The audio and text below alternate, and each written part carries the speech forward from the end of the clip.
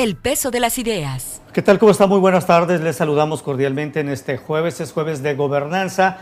En esta ocasión con el doctor Francisco Hernández Lomelí, a quien me da mucho gusto saludar en esta tarde de jueves. Francisco, ¿cómo te va? Muy buenas tardes. Buenas tardes, muy bien. Y muchas gracias, como siempre, agradecido por estar con nosotros en este espacio de gobernanza en la báscula.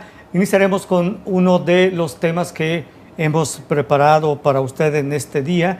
Es la iniciativa ciudadana Ley de Tres. Bueno, resulta que un grupo plural de ciudadanos y organizaciones civiles buscan reunir 120,000 firmas que son necesarias para presentar una iniciativa ciudadana de ley, la Ley 3 de 3. Esta ley busca convertirse en lo que será la Ley General de Responsabilidades Administrativas, una de las dos nuevas leyes que deben crearse a partir de la aprobación de la reforma constitucional del Sistema Nacional Anticorrupción y que deberá entrar en vigor o suceder a más tardar esto en mayo de este año 2016.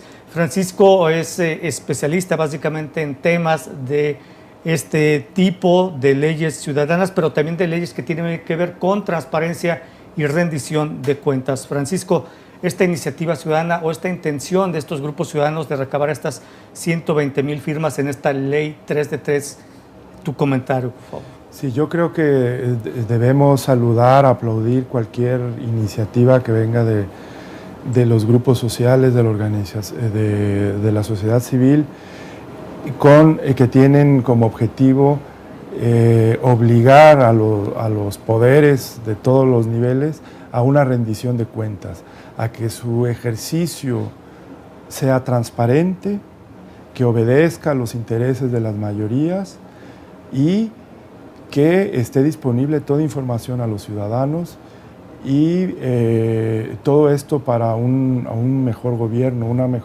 la sociedad tiene que estar vigilando, ser un contrapeso del propio poder. Efectivamente, y bueno, si usted quiere participar en este ejercicio, pues lo puede hacer. Debe visitar el sitio web www.ley3de3.mx. Ahí podrá descargar todos los formatos para reunir firmas y los puntos donde podrán entregarse en todo el país esos documentos. ¿Qué propone la Ley 3 de 3? Francisco, entre ellos, la obligación de presentar 3 declaraciones importantes. Una que ya todo servidor público la presenta, que es la declaración patrimonial, pero bueno, también hay algunos bemoles, podríamos mencionar así, porque tú presentas tu declaración anual de situación patrimonial, pero tú decides como servidor público si la haces pública o no. Es decir, que todavía se mantiene en secrecía, por decirlo de alguna manera. También esta iniciativa Ley 3 de 3 contempla una declaración de intereses y la tercera es la declaración de carácter fiscal para todo funcionario de forma periódica y pública. Es lo que contempla estas 3 declaraciones, la de patrimonial, la de intereses y la declaración fiscal. Sí, la declaración patrimonial, como la conocemos, es en el momento de yo ejercer un cargo público, ¿no? O en la administración, etcétera, yo tengo que declarar con qué llego, cuál es mi patrimonio, qué tengo, a mi nombre, etcétera. La idea es que eso vaya siendo transparente durante mi trayectoria como funcionario público o en un puesto público y vea que la adquisición de mi patrimonio o engrandecimiento de mi patrimonio está en relación con mis ingresos.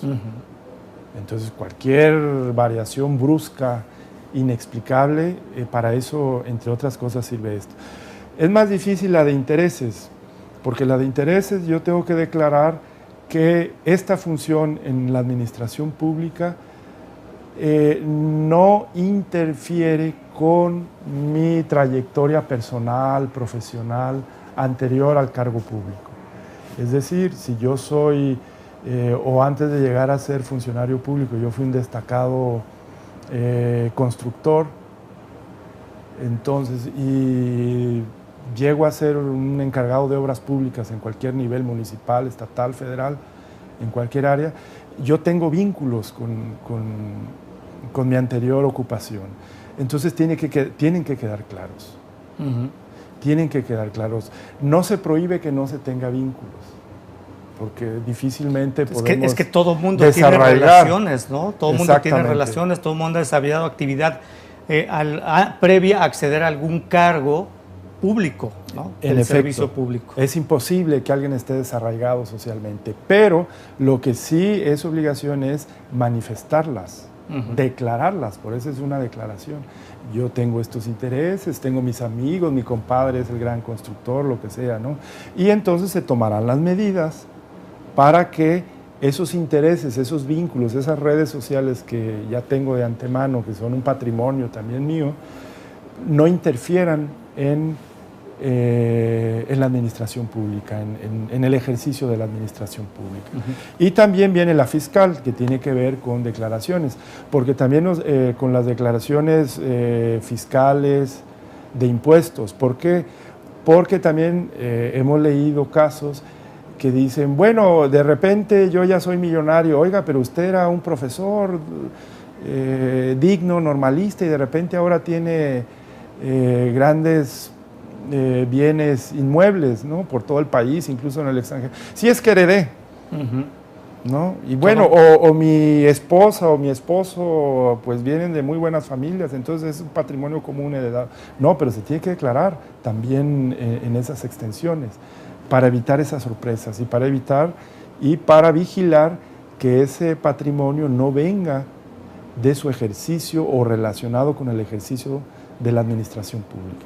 Entonces yo creo que son saludables las medidas y falta lo que por iniciativas no paramos, por buenas intenciones, falta la vigilancia estricta y el ejercicio de estas leyes. Ahora estamos hablando de una iniciativa, pero hasta allí como iniciativa yo soy de las personas que la saludo. Qué bueno que existen estas iniciativas, ojalá haya más, y todo con la idea de ser un contrapeso, de vigilar estrictamente el ejercicio de la administración pública. Sí, hacer más claro, más transparente el ejercicio del poder público, del servicio público. ¿Hasta qué punto puede avanzar, te preguntaría Francisco, una iniciativa ciudadana que tiene que ser aprobada en el Congreso? Puede ser a nivel federal, a nivel estatal también, porque muchos de esos que ahora son legisladores pues aspiran obviamente no solo a ser legisladores, a desempeñar otros cargos. Ellos tendrán que sujetarse en un futuro, o tendrían que sujetarse a una legislación de este tipo. Así es. A presentar sus 3 de 3. ¿Cuántos de ellos están realmente comprometidos con aprobar una iniciativa que parte de la ciudadanía? Esta es también una pregunta importante, ¿no? Sí, bueno, yo supongo que en cuanto a esta iniciativa madure y cumpla los requisitos para ser considerada como iniciativa, y después se tiene que discutir en el Congreso, primero en comisiones, en el Pleno, etc. Y yo espero que deba ser un debate fuerte, mucha gente en contra, que la querrá hacer más sencilla, aquellos que afecta estos intereses de gente que no quiere declarar, que no quiere ser transparente, que desafortunadamente abunda en la administración pública de todos los sistemas y en todos los partidos que han tenido o han tenido al frente administraciones públicas. Entonces es de esperarse un debate fuerte y sin duda habrá modificaciones a la iniciativa original. Que se presente en cuanto se reúnan las 120,000 firmas que son necesarias, porque además también se contempla en esta iniciativa que se pretende presentar una clasificación de 10 actos de corrupción graves, ¿no? Entre ellos están contemplando como el soborno, desvío de fondos públicos, tráfico de influencia, abuso de funciones, enriquecimiento oculto, obstrucción de la justicia, colusión, uso ilegal de información falso, confidencial, nepotismo y conspiración para cometer actos de corrupción. Son las clasificaciones. Entonces es algo difícil, complicado, que sí debe debatirse a profundidad en la Cámara de Diputados. Sí, establecer límites, se tienen que homogeneizar, sintonizar más de 90 iniciativas que hay entre reglamentos de adquisiciones, compras, etcétera, etcétera, a todos los niveles. Entonces esta sería la que regiría en todos los niveles, inspiraría a las ordenanzas municipales, estatales y federales. Entonces viene también, después de una aprobación o dentro de su discusión, viene una ingeniería delicada, ¿no? para sintonizar todas estas leyes. Un trabajo complicado, pero bueno, de eso se trata la administración pública, de eso se trata la labor legislativa.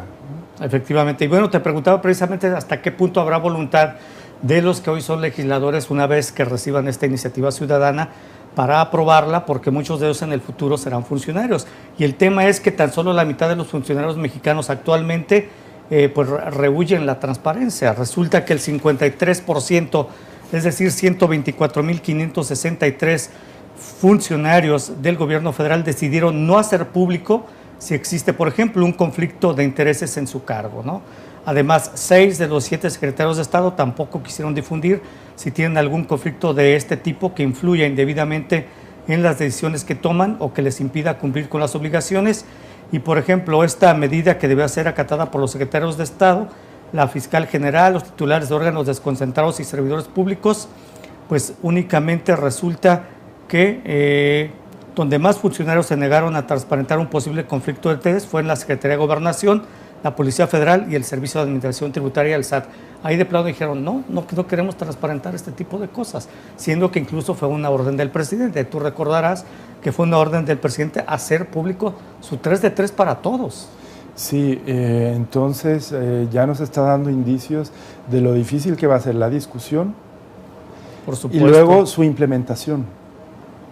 Es decir, vigilar, castigar a quien no cumpla esta ley de 3 de 3 en sus tres tipos de declaración.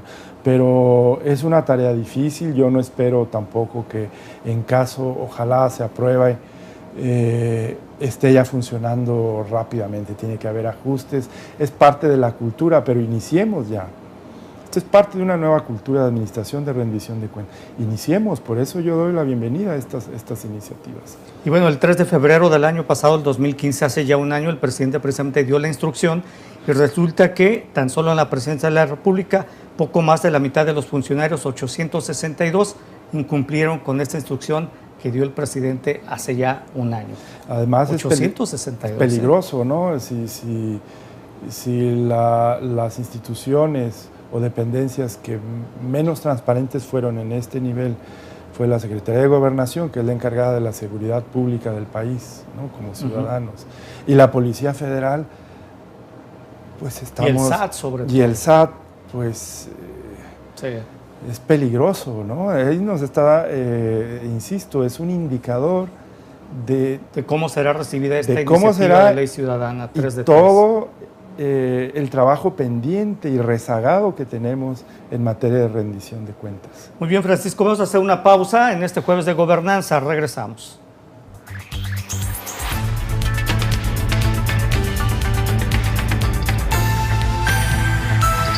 La báscula, el peso de las ideas. Continuamos en este jueves de gobernanza con el doctor Francisco Hernández Lomelí. Un índice global de impunidad de México 2016 fue dado a conocer recientemente por la Universidad de las Américas de Puebla y resulta que en este índice que fue elaborado por esta universidad, México ocupa el lugar 58 de 59 países en materia de impunidad. Ya en anteriores espacios hemos hablado de otros índices que también se ubican al país entre los últimos lugares en materia de impunidad. Pero este es muy interesante porque México está en estos con mayores niveles de impunidad que mide este índice global de impunidad. Está todavía que hizo la Universidad de las Américas de Puebla, ubica a México todavía en mayores niveles abajo que el índice global de impunidad del 2015, del que ya comentamos hace algunas semanas, ¿no? La impunidad es uno de los 10 principales problemas que aqueja a la sociedad mexicana según encuestas nacionales del INEGI, y en México pues la impunidad tiene en sus raíces más profundas en los problemas estructurales y funcionales en las 32 entidades del país. En todos los estados hay impunidad. En México, un dato nada más, solamente 7 de cada 100 delitos cometidos, únicamente se denuncian 7 de cada 100 delitos cometidos en México. Obviamente hay una cifra negra también de quizá unos de que ni siquiera se denuncian, ¿no? Entonces también podemos hablar de una cifra negra. Francisco, ¿qué te dice este nuevo informe, este índice global de impunidad México 2016 de esta universidad? Bueno, que con otra metodología, con otros parámetros, pero llegamos desafortunadamente a la misma conclusión. La impunidad en México es alta. y es alta.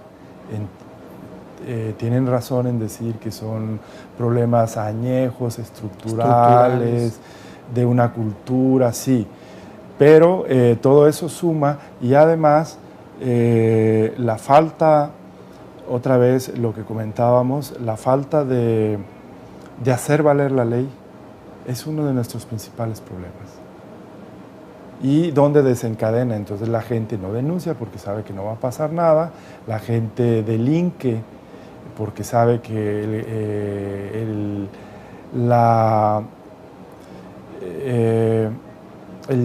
digamos, la chance que tiene de que lo atrapen o que lo condenen es muy baja y entonces se arriesgan a cometer actos, entre ellos en hacer redes de delitos, pero en todos los niveles estatales, municipales y federales. Y otro también peligroso en la iniciativa privada también, porque también tiene que estar coludido para que esta red de complicidades funcione, ¿no?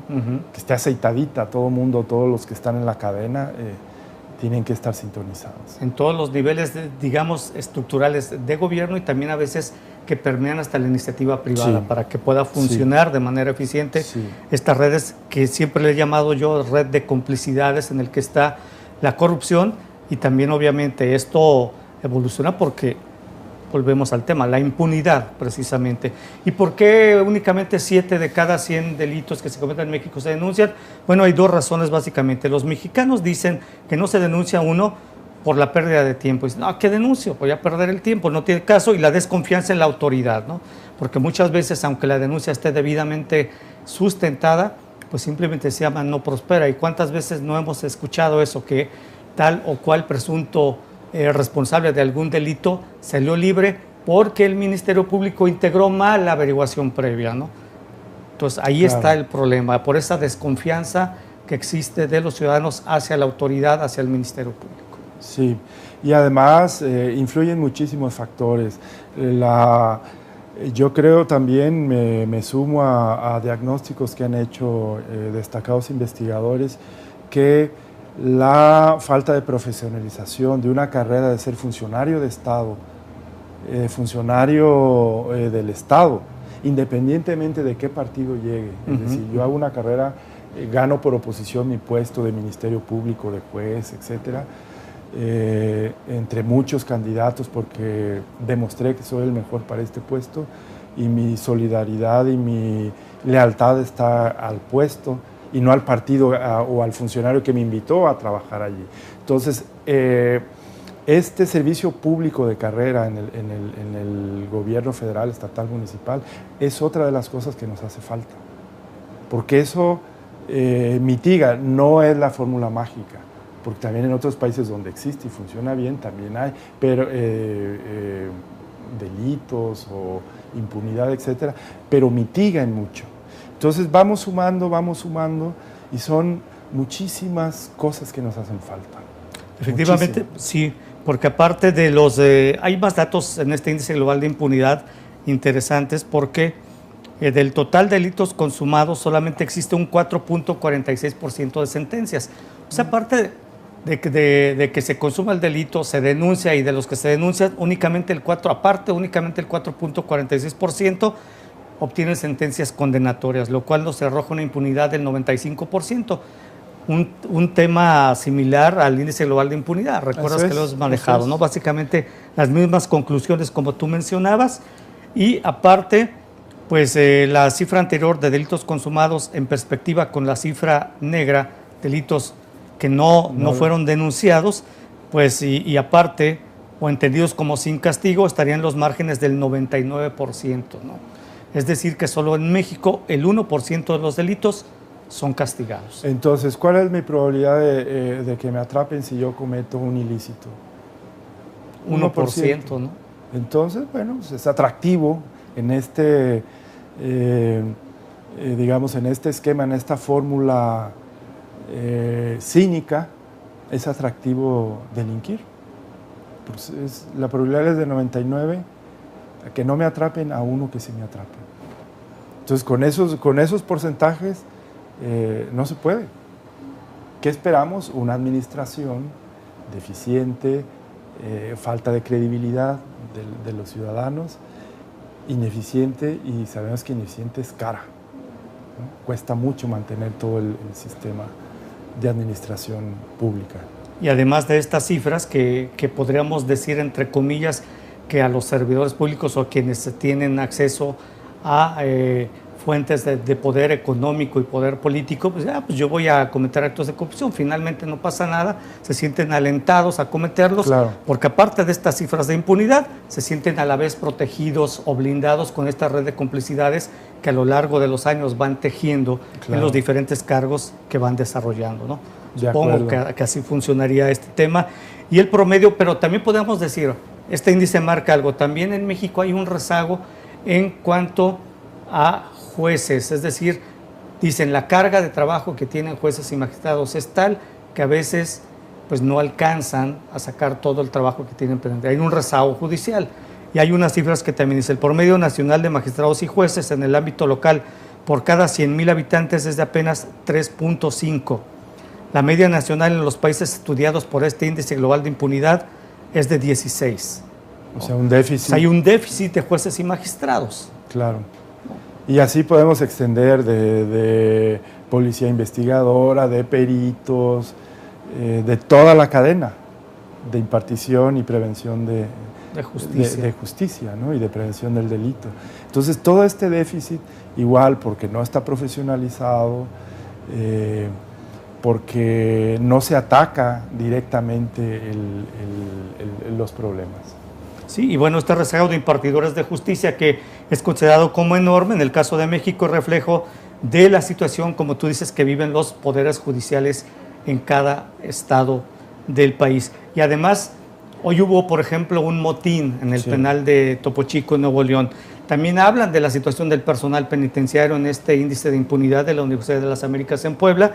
Y resulta que este personal penitenciario responsable de cuidar a los reclusos en los cerezos estatales es de apenas 20 policías por cada 100 reclusos. 20 policías por cada 100. Cuando el promedio de los países de este índice global de impunidad es de 47 por cada 100, ¿no? Además, también habla de una sobrepoblación en las cárceles penitenciarias, que es del 30%, ¿no? Entonces, ahí también algo del origen del motín registrado en el penal de Topo Chico, que dejó 52 personas muertas. Está el caldo de cultivo puesto, ¿no? Efectivamente. Entonces, bueno, son chispazo y prende todo. Efectivamente. Es datos del Índice Global de Impunidad de México 2016 de la Universidad de las Américas de Puebla. Hacemos una nueva pausa, regresamos en este jueves de gobernanza con el doctor Francisco Hernández Lomelí.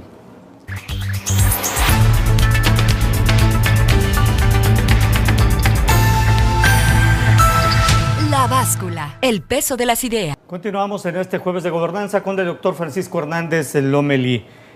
La reportera de la fuente policíaca Anabel Flores Salazar fue secuestrada en el estado de Veracruz el lunes pasado apenas. La Procuraduría Estatal de Veracruz informó que la policía intentó localizar a Flores. El secuestro ocurrió cerca de la ciudad de Orizaba. Trabajaba para un diario local. Anabel Flores Salazar, periodista veracruzana, laboraba en El Sol de Orizaba. Fue asesinada y su cuerpo lanzado a la cuneta de una carretera en Puebla.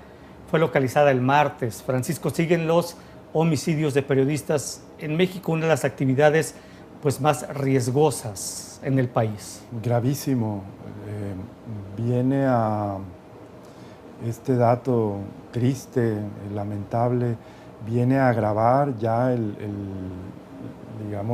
ambiente en el que trabajan los periodistas, sobre todo de prensa escrita, ¿no? Y nos sitúa esto en una posición muy triste, como uno de los países más peligrosos del mundo para el ejercicio del periodismo. Este es un título nada honorable. Ha sido una otra más llamada de atención al Estado encargado de la seguridad, y no se le ve, y lo digo así con terror, no se ve que esto se frene.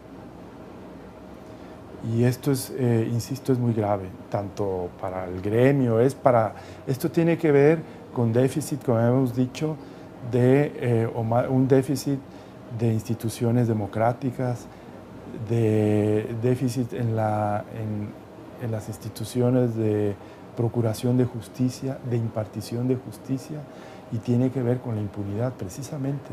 Estos son los indicadores ya lamentables, con nombre y apellido, de todo esto que hemos venido hablando en el programa, de la impunidad, de que cometes un delito y las posibilidades de que te atrapen es mínimo, de desafiar a la libertad de expresión, a la fuerza pública, de amenazar a la libertad de expresión, y todo esto son jaques directos al sistema democrático. Yo lo veo así.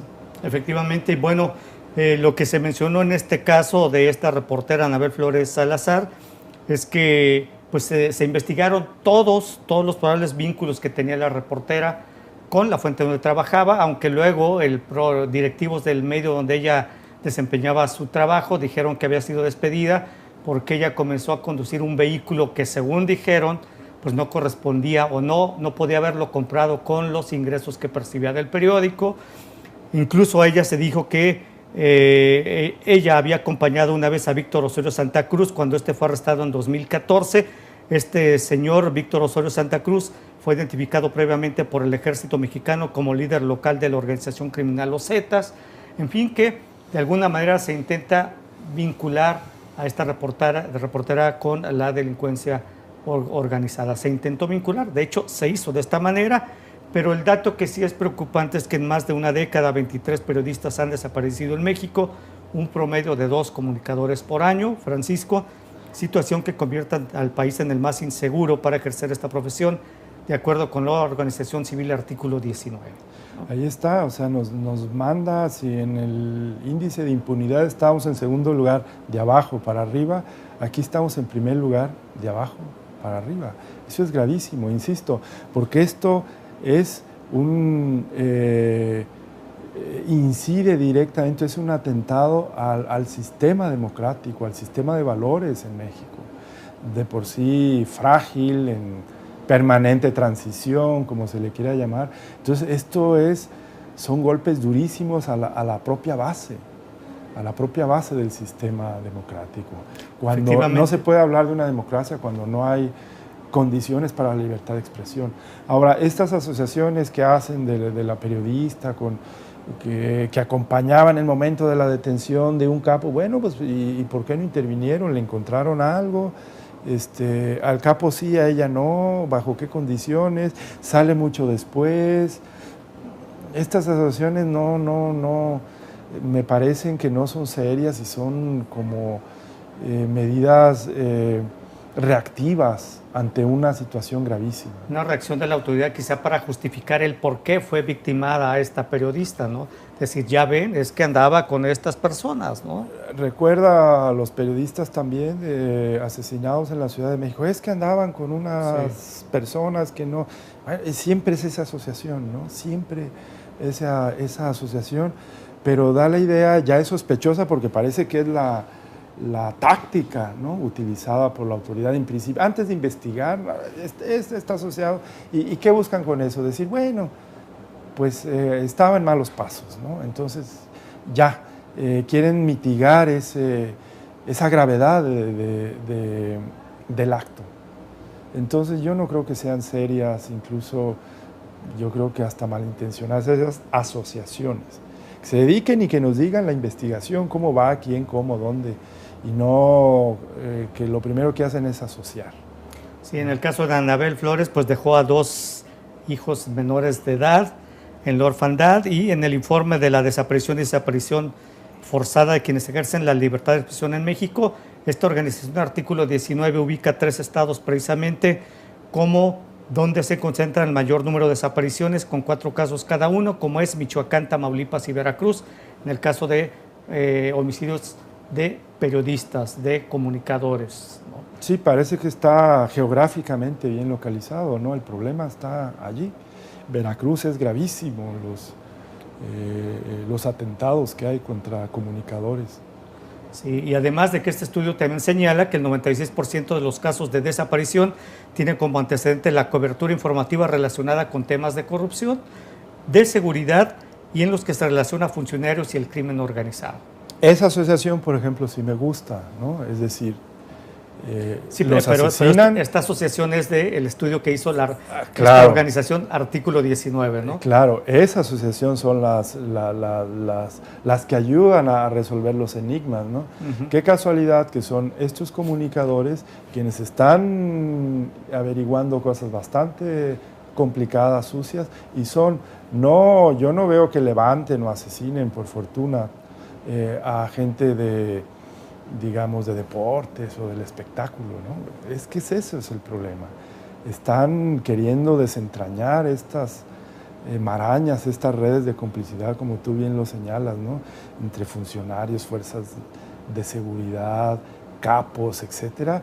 Y entonces esto es peligroso y esto cuesta vidas y ha costado vidas. Así es. En 4, por ejemplo, de las desapariciones que están documentadas por esta organización civil Artículo 19, se encontraban involucradas, como tú mencionas, autoridades militares, en 5 autoridades federales y en 7 de 23 autoridades estatales y municipales. En 7 de 23 autoridades estatales y municipales. Claro, esas son las asociaciones que yo quiero ver y que las instituciones encargadas, dependencias encargadas de las investigaciones criminales digan, y no lo otro que les conviene a las instituciones, ¿no? Y en el 9% de los casos existieron previamente amenazas directas por parte de autoridades militares y municipales en relación con su búsqueda y difusión de información.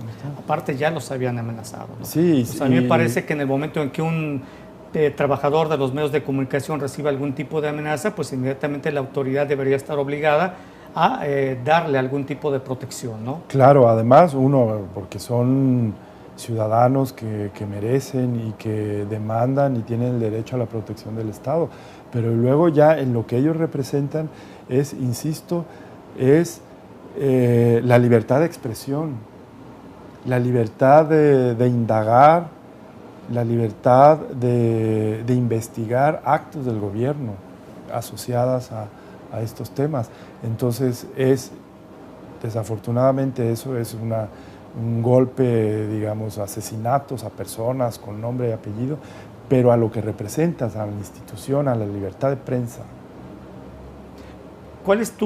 ¿Qué piensas cuando directivos de medios de comunicación, por ejemplo, inmediatamente salen y se deslindan de estos hechos? En el caso de Anabel Flores, dicen directivos del medio donde ella trabajaba, bueno, es que ya la habíamos despedido porque manejaba un vehículo que no correspondía, un vehículo de modelo reciente, de hecho era una Jeep Patriot, un modelo de modelo reciente que dicen ellos no correspondía al nivel de ingresos que recibía. Bueno, no sé, allí volvemos a otra de las cosas que muchos colegas han querido implementar, son los códigos de ética en cada uno de los diarios,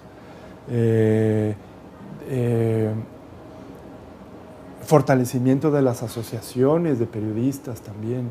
Todas estas instituciones fuera, al lado de la órbita del Estado, ayuda a rendición de cuentas, insisto, pero también de los propios periodistas, ¿no?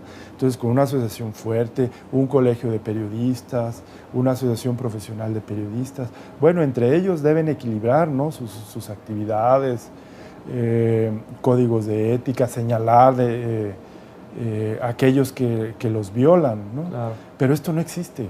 Así es, no existe desgraciadamente la actividad periodística, cuando menos en lo que yo conozco y lo veo por experiencia propia, es una de las más desunidas que hay en este país. Eso es el sindicato, a ver, el sindicato de periodistas. No hay. No hay. Bueno, hay asociaciones, el sindicato de trabajadores manuales de un periódico que son los impresores, pero del periodista, del que escribe, el creativo, podríamos decir. No, hay una asociación, no, están desunidos. El ego de muchos, ¿no?, impide esta unión que debería haber en esta profesión. Y yo creo que esa unión sería un dique, una defensa, ¿no?, para estar más solidarios todos, vigilarse entre ellos. Insisto, código de buenas prácticas, código de ética y que sea generalizado en todas las en todos los niveles, diarios locales, nacionales, etcétera, ayudaría. No digo que eso sea la total solución, pero ayudaría. Otra, esta misma asociación en la prensa o en los empresarios privados de periódicos, ¿no? Hay una asociación. Ahora, ¿se ha manifestado? ¿Se ha mostrado su preocupación? Francisco, permítanos, vamos a hacer una pausa y regresamos si quieres para seguir platicando este tema, o vamos al siguiente, porque además de que el periodismo es uno de los oficios más peligrosos en América Latina, resulta que también ser sacerdote en México es muy peligroso. Ya regresamos.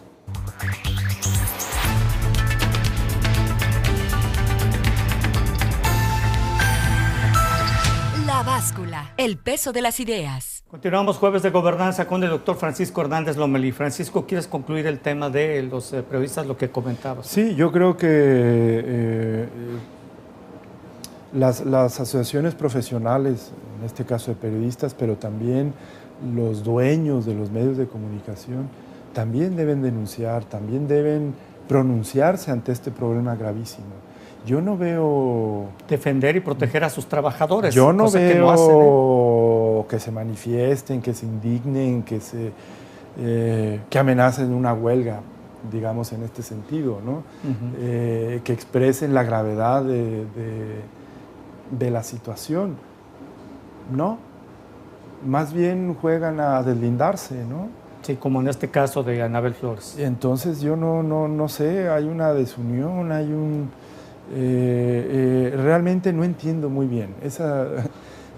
Desafortunadamente, digamos... Ese es un tema de estudio para ti que te gusta la cuestión de los medios de comunicación. Sí, no logro. Es tan complejo, ¿no?, que me declaro que muchas cosas no entiendo. Efectivamente. Bueno, pues como le comentaba antes de irnos a la pausa, México es considerado también como el país más peligroso de América Latina para ser sacerdote. En los últimos 10 años, 40 religiosos han sido asesinados. México se posiciona así como el país más peligroso para ser sacerdote, según un informe del Episcopado, y las entidades que encabezan las agresiones son Guerrero, Veracruz, Chihuahua, Michoacán y el Distrito Federal. Francisco, ¿qué te dice este informe?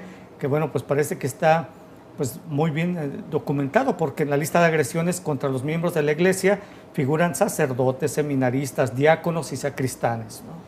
Sí, seguimos con las malas y comentamos posiciones. Esto en vísperas precisamente de la visita del Papa, que mañana llega a México. Sí, y ahora dimos puros informes donde salimos muy mal, ¿no? Ojalá demos unas buenas noticias donde... Pues es que en todos los informes, estudios y evaluaciones siempre estamos muy mal ubicados, ¿no? Pero qué bueno que se hacen los estudios, insisto, porque esto crea conciencia, presiona a las autoridades, aunque digan, lo nieguen, son etapas. Primero lo niegan, pero al estar insistiendo, además de diferentes niveles, no solo es la Universidad de las Américas de Puebla, ya hemos visto que hay organismos internacionales que también hacen un informe y que desafortunadamente coinciden en sus conclusiones.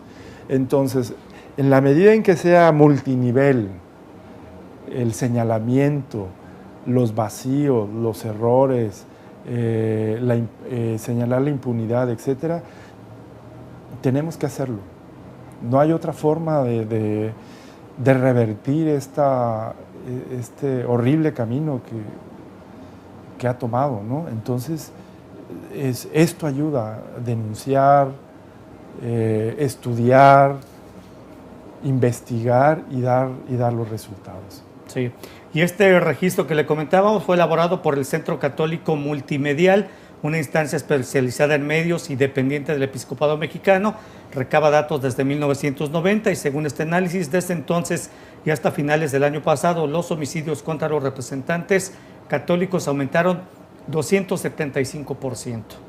En 2015, 2 sacerdotes fueron levantados y secuestrados por grupos violentos en Michoacán. Y da cuenta, en Michoacán, en Puebla, México es calificado a nivel mundial como un país de especial observación. Además, es comparado con naciones como la India, Pakistán, Turquía y Egipto, que sufren problemas de intolerancia y constantes violaciones sistemáticas a los derechos humanos y religiosos, según fuentes de libertad religiosa internacional también, ¿no?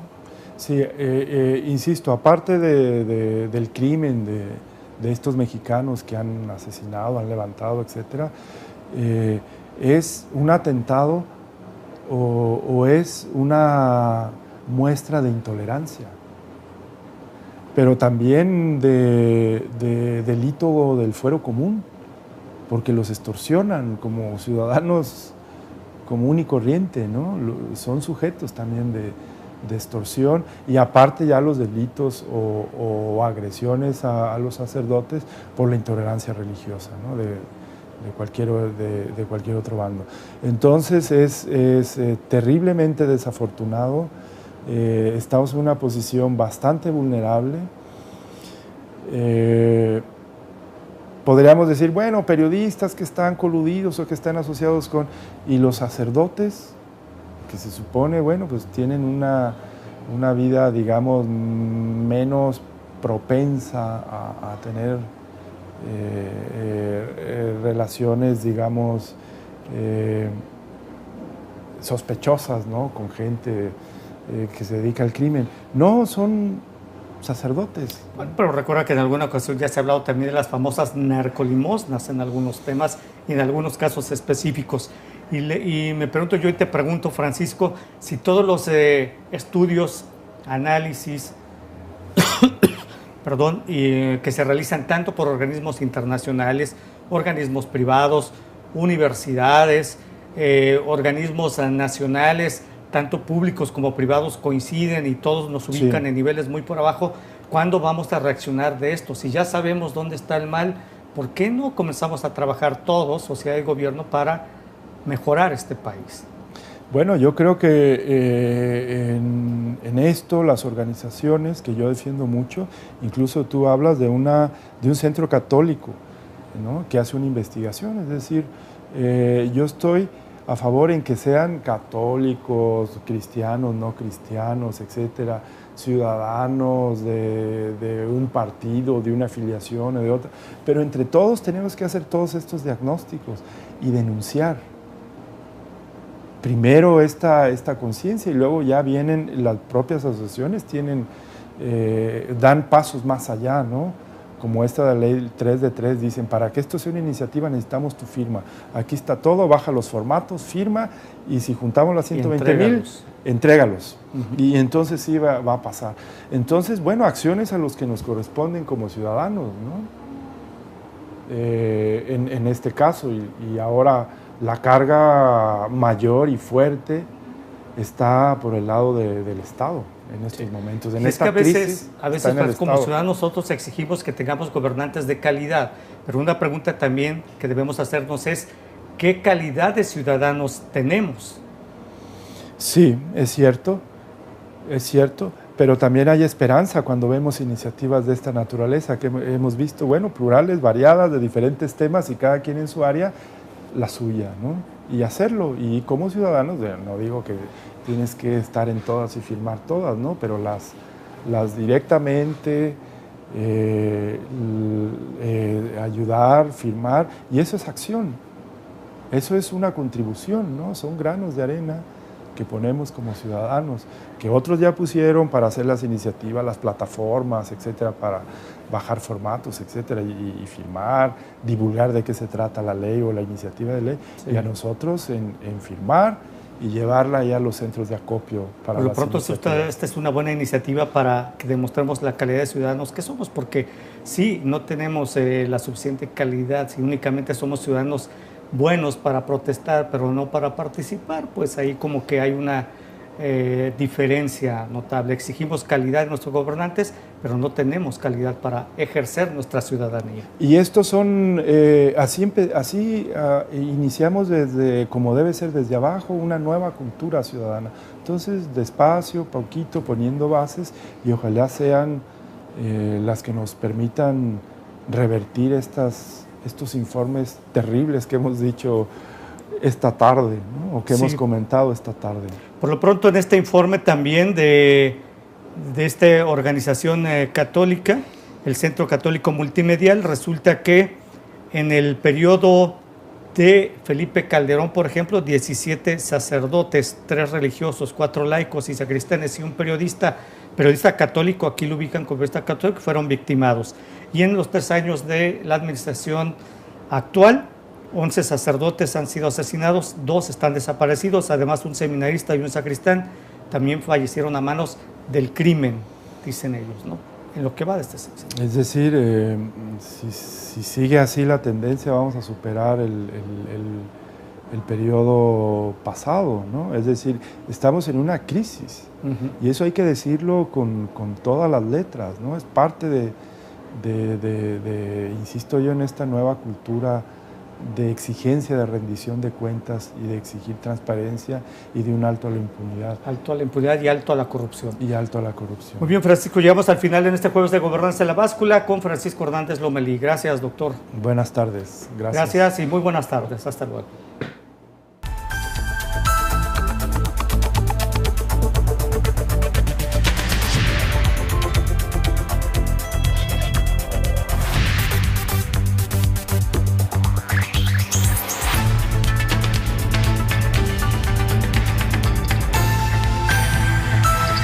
La Báscula, el peso de las ideas.